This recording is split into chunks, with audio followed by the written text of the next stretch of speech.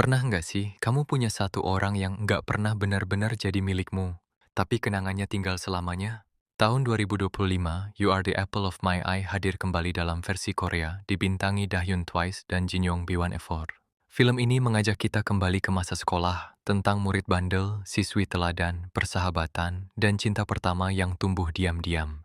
Di video ini, kita akan merangkum alur cerita lengkapnya, dari momen manis masa muda hingga kenyataan pahit saat dewasa. Karena terkadang cinta pertama bukan untuk dimiliki, tapi untuk dikenang.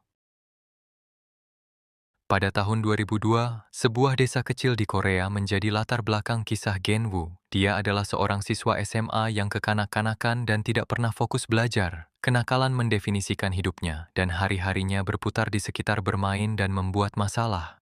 Di sekolah, Genwoo memiliki 4 teman dekat. Donghan bertubuh gemuk dan menghabiskan sebagian besar waktunya untuk makan dan tidur. Pyongju selalu malas, sering tertidur di kelas, itulah sebabnya kepalanya dipenuhi dengan mimpi. Taiwan terus-menerus memikirkan hal-hal yang tidak pantas, sehingga ia mendapat julukan nafsu hewani. Sunbin adalah yang paling tampan di grup, meskipun ketampanannya seringkali menjadi sasaran candaan. Pada hari itu, Sungbin mengenakan sepatu baru, yang langsung dikotori oleh teman-temannya. Bersama-sama, kelima anak laki-laki itu berjalan masuk ke kelas. Sebelum masuk, mereka melihat Sha, gadis tercantik dan terpintar di sekolah. Dia dikagumi oleh semua orang, bukan hanya karena penampilannya, tetapi juga karena perannya sebagai ketua kelas. Setiap anak laki-laki, termasuk teman-teman Genwoo, menyukainya. Namun, Genwoo berbeda. Dia tahu bahwa wanita itu berada di luar jangkauannya. Baginya, itu adalah cinta pada pandangan pertama, tetapi dia segera menyadari bahwa itu sia-sia. Alih-alih berpegang teguh pada sesuatu yang mustahil, ia memilih untuk mundur dan menerima kenyataan. Pada saat itu, Genwoo tidak pernah menyadari betapa besar pengaruhnya terhadap hidupnya. Ini adalah You Are the Apple of My Eyes. Saat kelas dimulai, Genwoo seperti biasa membuat keributan. Dia menumpahkan susu ke meja Taiwan, dan susu itu menetes ke kursi Sha. Akibatnya, ketiganya dihukum bersama-sama. Sha'na semakin frustrasi dengan Genwoo karena ulahnya menyeretnya ke dalam masalah yang tidak pantas ia terima. Kemudian, selama pelajaran olahraga, teman Sha, Jisoo, memperagakan tarian baru yang telah ia latih. Sha memujinya, tetapi Genwoo menyela dengan ejekan, menyebut tarian itu mengerikan. Hal ini membuat Sha marah. Dia percaya Genwoo tidak berhak mengejek orang lain karena dia sendiri tidak pernah berusaha keras dalam hal apapun. Dia mengatakan kepadanya bahwa orang yang menolak untuk mencoba tidak akan pernah mencapai apapun. Genwoo menepis kata-katanya, mengatakan bahwa ia malas karena pilihan sendiri karena jika ia berusaha, ia akan berhasil dengan mudah. Malam itu, Jinwoo makan malam bersama orang tuanya. Di rumah, ia memiliki kebiasaan aneh, yaitu telanjang, meniru ayahnya yang juga melakukan hal yang sama. Ibunya memarahinya karena menolak belajar dan bolos pelajaran, tetapi ayahnya membelanya, bersikeras bahwa Jinwoo harus melakukan apapun yang membuatnya bahagia. Keesokan harinya, kelas ekonomi dimulai dengan Pak Jo, seorang guru yang terkenal karena selalu berteriak. Tanpa peringatan, dia mengumumkan kuis dadakan. Para siswa terkejut, dan sebelum memulai, dia memerintahkan mereka untuk menyerahkan pekerjaan rumah mereka. Semua orang meraih buku mereka, tetapi Shauna tampak gugup. Dia lupa punya miliknya. Pada saat itu, Genwoo menyerahkan pekerjaan rumahnya kepada gadis itu. Pak Jo memperhatikan hal itu dan menghukum Genwoo, melarangnya mengikuti kuis. Shauna bertanya-tanya mengapa dia melakukan itu tanpa menyadari bahwa alasan sebenarnya Genwoo sangat sederhana. Dia ingin melewatkan kuis tersebut. Saat istirahat, Shauna berterima kasih kepada Genwoo karena telah membantunya. Baginya, itu bukanlah hal penting, dan dia bahkan bercanda bahwa jika wanita itu ingin berterima kasih kepadanya, dia seharusnya membawakan hadiah. Kemudian, ketika dia membuka bukunya, dia melihat sebuah catatan di mana dia menulis bahwa dia tidak bermimpi. Karena penasaran, dia bertanya kepadanya apakah itu sebabnya dia tidak pernah belajar. Genwu mengabaikan pertanyaan itu dan pergi bermain basket bersama teman-temannya. Sungbin memperhatikan Sha mencoba berbicara dengan Genwu dan merasa cemburu. Dia tidak mengerti mengapa wanita itu mau memperhatikan seseorang seperti Genwu. Setelah mengalahkannya dalam pertandingan basket, Sungbin menyuruh Ginwu untuk menjauhinya, dengan mengatakan bahwa wanita itu miliknya. Setelah istirahat, Shauna kembali ke kelas dan memanggil Genwu lagi. Kali ini, dia memberinya buku catatan yang berisi prediksi untuk ujian yang akan datang. Dia mengatakan kepadanya bahwa jika dia mempelajarinya, dia mungkin akan mendapatkan nilai bagus. Alih-alih menghargai isyarat tersebut, Genwu malah marah. Dia mengatakan bahwa wanita itu terdengar seperti ibunya, selalu menekannya untuk belajar. Dia bersikeras bahwa bermalas-malasan lebih baik dan menghindari usaha adalah cara untuk menghindari dimanfaatkan. Malam itu, setelah melelahkan diri dengan latihan tinju, Jinewu melihat buku catatan yang diberikan wanita itu kepadanya. Dia terkejut bahwa meskipun temannya menganggapnya bodoh, Shauna cukup mempercayainya untuk berbagi pekerjaannya. Dia membuka buku catatan itu dan mengagumi tulisan tangannya, yang begitu rapi sehingga dia tanpa sadar membaca catatan-catatan tersebut. Keesokan harinya, sekolah mengadakan festival di mana para siswa mengenakan pakaian tradisional.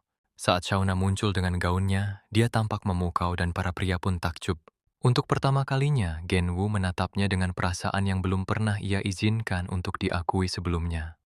Malam itu, Genwu bertanya kepada ayahnya apakah belajar benar-benar penting dalam hidup. Ayahnya terkejut dengan perubahan sikapnya yang tiba-tiba. Keesokan harinya, Shauna menemukan bahwa Genwu telah menyelesaikan semua soal di buku catatannya. Dia sangat lelah karena mengerjakan tugas-tugas itu sepanjang malam sehingga dia kesulitan untuk tetap terjaga di kelas. Pada malam-malam berikutnya, Genwu melanjutkan belajar dengan buku catatan Sha. Soal-soal matematika itu sulit, tetapi dia terus mencoba.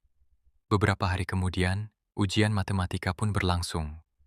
Ketika hasil diumumkan, Bapak Lee membacakan setiap skor. Semua orang terkejut ketika nama Genwu muncul. Untuk pertama kalinya, ia mencetak skor di atas rata-rata. Beberapa minggu kemudian, sekolah tersebut mengadakan tur studi. Para siswa menghabiskan hari itu di luar ruangan dengan mengikuti permainan dan berbagai aktivitas.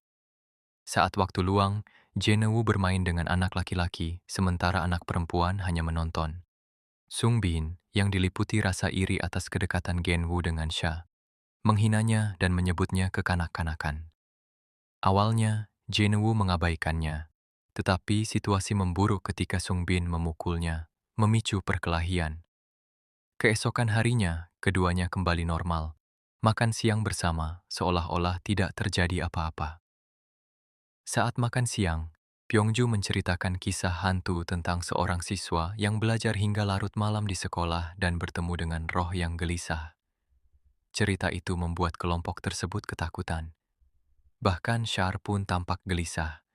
Dan di kelas, dia meminta Genwu untuk menjadi teman belajarnya. Genwu terkejut, tidak yakin mengapa wanita itu memilihnya. Meskipun ia berkomentar dengan nada meremehkan setelahnya, ia tetap setuju. Mereka mengubahnya menjadi taruhan. Jika Genwu memenangkan ujian berikutnya, Shauna akan mengurai rambutnya. Jika dia menang, dia akan memangkas rambutnya hingga hampir botak. Sejak saat itu, mereka belajar bersama, dan Genwu bekerja lebih keras dari sebelumnya. Dia juga mulai memperhatikan kualitas-kualitas dalam diri Shauna yang membuatnya merasa berbeda dari orang lain. Saat ujian tiba, Shauna mendapat nilai lebih tinggi, dan Genwu harus memotong rambutnya.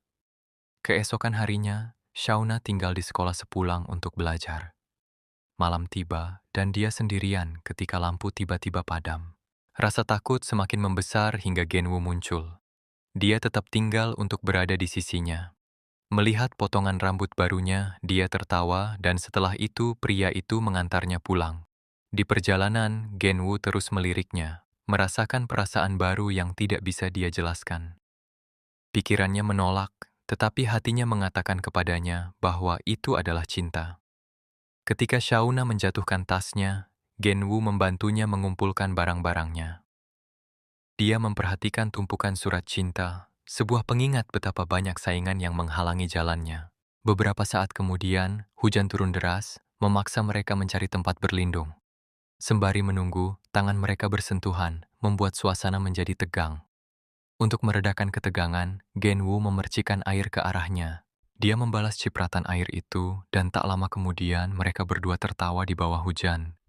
Malam itu, Genwu menyadari sesuatu yang sederhana. Jika dia tidak bisa memenangkan hati Sha, setidaknya dia bisa membuatnya tertawa. Menjadi orang yang menghiburnya sudah terasa cukup. Keesokan harinya di sekolah, Genwu dan teman-temannya terkejut ketika Shauna muncul dengan rambut terurai. Dia tampak cantik dan Genwu merasa bingung. Dia telah memenangkan taruhan mereka, jadi mengapa dia melakukan apa yang seharusnya menjadi hadiahnya? Sepulang sekolah, Genwu mendapati ayahnya telah mencuci seragamnya. Dia menangis terseduh-seduh karena sengaja membiarkannya tidak dicuci. Itu adalah seragam yang sama yang ia kenakan saat hari hujan bersama Sha, dan ia ingin menjaga kenangan itu tetap hidup melalui aroma yang masih melekat. Sekarang sudah hilang. Waktu terus berjalan dan Jinewu memasuki tahun terakhirnya di sekolah menengah atas. Dia sudah tidak lagi sekelas dengan Shauna, namun ia diam-diam menyimpan perasaannya dan tetap dekat sebisa mungkin. Dia tidak pernah berpikir untuk mengaku, melainkan memilih untuk fokus belajar bersamanya. Bersama-sama, mereka memiliki mimpi yang sama untuk kuliah di universitas di Seoul. Tak lama kemudian, hari ujian masuk perguruan tinggi pun tiba. Para siswa mempersiapkan diri menghadapi tantangan yang akan menentukan masa depan mereka. Ketika ujian berakhir, mereka merasa hampa. Berbulan-bulan penuh ketakutan dan tekanan tiba-tiba berakhir, dan saatnya untuk merayakan. Genwu dan teman-temannya pergi ke karnaval, bermain permainan, dan kemudian menghabiskan waktu di pantai menyaksikan matahari terbenam. Saat kelompok itu bersenang-senang, Sung Bin memanfaatkan kesempatan itu untuk menarik Sha ke samping. Dia menganggap itu sebagai momennya untuk mengaku sebelum semua orang pindah ke universitas yang berbeda. Namun sebelum ia sempat berbicara, Ginwu menyadari dan menyela, memotong kesempatan Sung Bin untuk mengungkapkan perasaannya. Saat hari berakhir, kelompok itu duduk bersama, beristirahat dan berbagi pikiran. Mereka berbicara tentang masa depan mereka, ketakutan mereka akan perpisahan, dan mimpi-mimpi yang mereka harapkan dapat mereka raih suatu hari nanti. Sebulan kemudian, hasil ujian diumumkan. Jenewu sangat gembira melihat bahwa ia mendapatkan nilai yang bagus.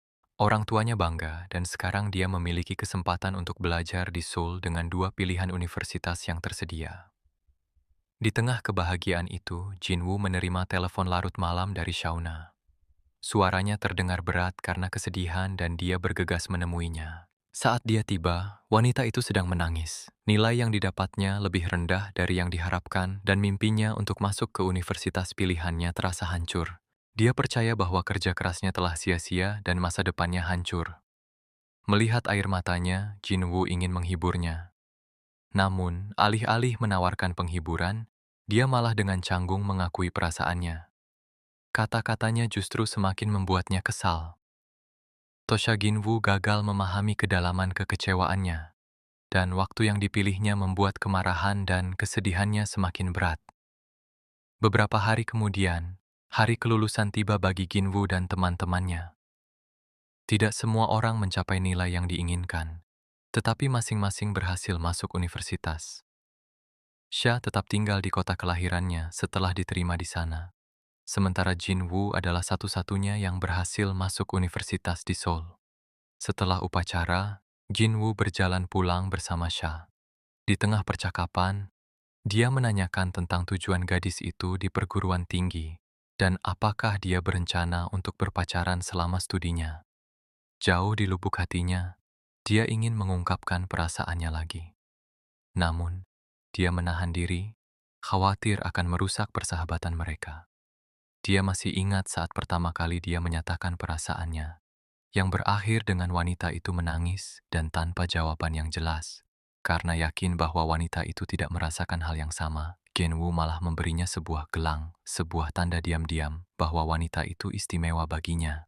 Tak lama kemudian, hidup mereka berjalan ke arah yang berbeda. Kehidupan universitas membawa rutinitas baru, orang-orang baru, dan teman-teman baru. Meskipun begitu, perasaan Jinwoo terhadap Shaonan tidak pernah pudar. dia berharap mendapat kesempatan lain untuk mengaku suatu hari nanti. Di sela-sela kelas dan kegiatan kampus, dia sering memeriksa media sosialnya. Melihat foto-fotonya memberinya kenyamanan, meskipun teman-temannya menggodanya dan bertanya tentang gadis yang selalu menarik perhatiannya. Pada saat yang sama, dia memperhatikan seorang anak laki-laki lain yang sering muncul dalam foto-fotonya.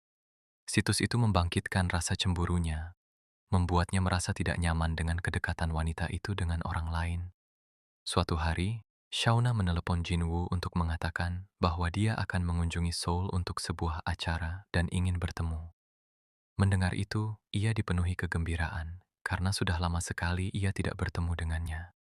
Saat mereka bertemu, jantung Jinwoo berdebar kencang karena betapa cantiknya wanita itu. Dia membawanya ke restoran, sengaja memesan paket makan untuk pasangan.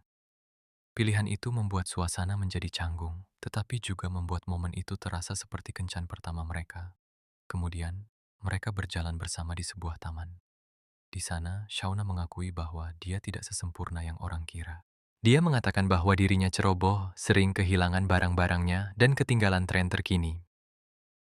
Lalu, dia bertanya pada Jinwoo apakah dia benar-benar menyukainya meskipun memiliki kekurangan tersebut. Jinwoo terdiam, tidak yakin bagaimana harus menanggapi. Dia bertanya-tanya apakah wanita itu mencoba menolaknya secara tidak langsung, bahkan sebelum dia berbicara. Jauh di lubuk hatinya, dia percaya bahwa wanita itu sudah tahu bagaimana perasaannya. Baginya, cinta bukanlah tentang kecantikan atau kebaikan hatinya. Dia bisa menemukan sifat-sifat itu pada orang lain. Yang membuat Shauna berbeda adalah dia pernah mempercayainya ketika semua orang menganggapnya hanya sebagai anak laki-laki bodoh. Karena itu, Jinwoo tahu dia harus menunggu saat yang tepat. Kali ini, dia tidak bisa membiarkan kesempatan untuk mengaku berlalu begitu saja. Waktu berlalu dan meskipun mereka tidak resmi berpacaran, Shauna dan Jinwoo semakin dekat. Mereka bertukar pesan setiap hari, saling menanyakan kabar dan berbagi cerita tentang kehidupan masing-masing. Selama periode ini, pertarungan MMA menjadi populer di kalangan mahasiswa. Jinwoo, yang dikenal sebagai sosok yang gegabah namun kuat, menganggap ide itu menarik. Dia mulai berlatih dan akhirnya mendaftar untuk kompetisi MMA antar perguruan tinggi. Dengan gembira, dia memberitahu Sha tentang pertandingan itu dan memintanya untuk datang menonton. Alih-alih mendukungnya, Shauna malah tidak setuju. Dia percaya bahwa berkelahi adalah tindakan kekanak-kanakan dan berbahaya, dan dia ingin Jinwoo fokus pada studinya dan bertindak lebih dewasa. Meskipun ia keberatan, Jinwoo menolak untuk mendengarkan dan bersiap untuk pertandingan tersebut. Saat kompetisi tiba, Shauna tetap datang. Sayangnya, Jinwoo mengalami kekalahan telak. Dengan tubuh berlumuran darah dan memar, dia kalah dalam pertarungan itu, dan Shauna, yang tak sanggup lagi menyaksikan, pergi begitu saja. Jinwoo mengejarnya, bersikeras bahwa kalah dalam pertarungan adalah hal yang normal. Shauna menjadi frustrasi dan mengatakan bahwa dia tidak ingin melihatnya bertingkah kekanak-kanakan lagi. Saat mereka berdebat, sekelompok mahasiswa laki-laki mendekat dan mulai mengganggu Sha. Jinwoo kehilangan kesabaran dan mencoba melawan mereka, meskipun Sha memohon agar dia berhenti. Karena kehilangan kesabaran, dia tetap menyerang, hanya untuk dikalahkan lagi. Hal ini membuatnya semakin terluka, sementara Shauna semakin marah. Dia mengatakan kepadanya bahwa dia tidak pernah berubah, bahwa dia masih kekanak-kanakan, dan bahwa seharusnya dia sudah lebih dewasa sekarang. Kata-katanya sangat menyentuh hatinya. Dia menyadari bahwa mungkin wanita itu tidak pernah merasakan hal yang sama. Dengan berat hati, dia meminta maaf, mengakui bahwa dia telah bodoh karena berpikir seseorang seperti dirinya bisa memenangkan cinta seseorang seperti dia. Lalu dia pergi, meskipun setiap bagian dari dirinya ingin berbalik. Keesokan harinya, teman-teman lama mereka dari SMA menyadari keretakan dalam hubungannya dengan Sha dan mencoba memanfaatkan situasi tersebut. Sunbin paling menonjol, tiba dengan mobil mewahnya, menghabiskan waktu bersamanya, dan mendengarkan kekhawatirannya. Waktu yang dipilihnya tepat berpihak padanya, dan Shauna menyambut baik kehadirannya. Sementara itu, Taiwan, yang gagal mendekatinya, malah mencari Jinwoo. Mereka minum bersama, Meskipun Jenewu menyadari bahwa Taiwan tidak berada di sana karena simpati, melainkan karena dia juga pernah ditolak. Setelah itu, mereka pergi ke karaoke untuk melampiaskan kekesalan mereka. Jenewu bernyanyi dengan keras, hatinya terasa sakit. Sementara Taiwan memberitahunya bahwa Sung Bin dan Sha telah menghabiskan banyak waktu bersama. Mendengar itu, Jenewu semakin terpukul, tetapi juga membuka matanya. Sung Bin lebih kaya, lebih menarik, dan lebih dewasa. Jika Jenewu ingin memiliki kesempatan untuk merebut hati Sha, dia perlu berubah. Dengan tekad bulat, ia memutuskan untuk memulai wajib militer. Berharap pengalaman itu akan membentuknya menjadi pria yang lebih kuat dan lebih dewasa. Waktu berlalu dan Sung Bin serta Sha semakin dekat. Namun, Sha mulai merasakan bahwa perasaannya bukanlah untuk siapa dirinya sebenarnya. Sementara itu, Jin Woo memulai dinas militernya. Dia sangat ingin bersama Sha, tetapi dia tahu bahwa dia belum cukup baik untuknya. Ia percaya bahwa ketika seorang pria jatuh cinta, ia harus mengevaluasi dirinya sendiri dan berusaha untuk menjadi layak. Setahun berlalu dan Jenewu masih menyimpan perasaannya. Kemudian tersiar kabar bahwa kota asal Sha dilanda banjir. Karena khawatir, dia mati-matian mencoba menghubunginya. Dia bahkan meminjam telepon atasannya dan dihukum karenanya, tetapi akhirnya dia berhasil menghubunginya.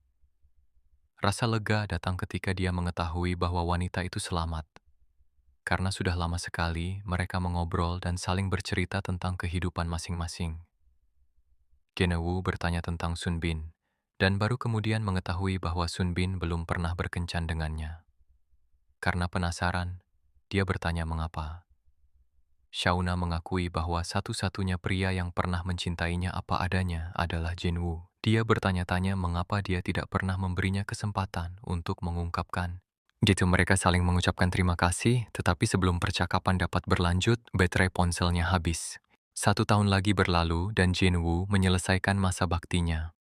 Kemudian, ia fokus membangun karirnya dan akhirnya sukses sebagai seniman komik dengan penjualan yang tinggi. Saat itu, ia telah tumbuh menjadi pria yang lebih dewasa dengan masa depan yang cerah. Namun di lubuk hatinya, Shauna tetaplah orang yang dicintainya, dan dia berpikir sudah saatnya untuk kembali kepadanya. Sebelum dia sempat melakukannya, Shauna menelepon. Dalam panggilan telepon itu, dia memberitahu pria itu bahwa dia akan menikah. Hari pernikahan pun tiba. Semua teman SMA mereka hadir, termasuk Jinwoo. Dia tersenyum, tetapi di dalam hatinya dia merasa sakit. Semua orang merasa sedih melihat Sha menikah dengan orang lain. Bahkan Sun Bin mengakui bahwa tidak ada pria yang bisa bahagia melihat wanita yang dicintainya berakhir dengan orang lain. Namun Genewu berpikir berbeda. Baginya, cinta sejati berarti mendoakan kebahagiaannya, meskipun itu dengan pria lain. Saat sesi pemotretan, Genewu membuat pilihan yang tiba-tiba. Dia mencium mempelai pria. Baginya, ini bukan tentang pria yang dinikahinya, melainkan tentang melepaskan amarah, kekecewaan, dan penyesalan yang telah dipendam selama bertahun-tahun. Di momen aneh itu, dia merasa seolah-olah sedang mencium Shauna untuk terakhir kalinya, menjadikannya kenangan terakhir tentang apa yang telah mereka bagi bersama. Sebenarnya, Shauna selalu merasakan hal yang sama. Itulah mengapa dia pernah memintanya untuk belajar bersama. Saat acara perpisahan sekolah, dia bahkan mengatakan kepada seorang teman bahwa yang benar-benar dia inginkan adalah agar Jinwoo menyatakan perasaannya dan memintanya menjadi pacarnya. Namun hal itu tidak pernah terjadi, terhambat oleh kesalahpahaman dan kurangnya keberanian. Setelah hari itu, mereka akhirnya melepaskan. Mereka tidak berakhir bersama. Namun, keduanya sama-sama bersyukur atas waktu yang pernah mereka habiskan bersama.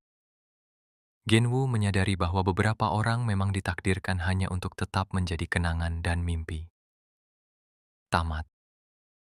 Jadi, pesan moral dari cerita ini adalah bahkan orang yang malas pun bisa mengejutkan semua orang, dan tetap mendapatkan sedikit cinta di sepanjang jalan.